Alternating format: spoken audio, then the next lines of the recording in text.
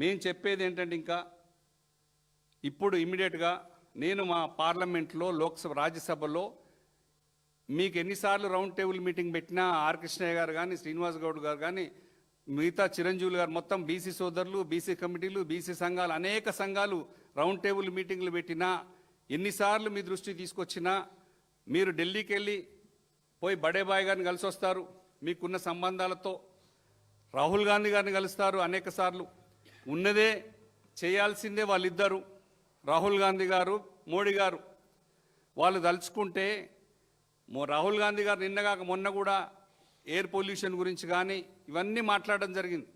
వారు పోయిన సెషన్లో ఎస్ఐఆర్ గురించి ఒక సెషన్ మొత్తం నడిపారు, ఓట్ చోరీ గురించి నడిపారు. వీటన్నిటి మీద నడిపిన వారు కామారెడ్డి డిక్లరేషన్ 42% బీసీలకు ఇచ్చినటువంటి హామీని నిలబెట్టుకోవడంలో రాహుల్ గాంధీ గారు కూడా ఘోరంగా ఫెయిల్ అయ్యారు.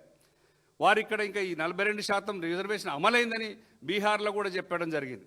అక్కడ వాళ్ళు నమ్మింది లేదు, అందుకే తగిన బుద్ధి కూడా చెప్పారు కాంగ్రెస్ పార్టీకి.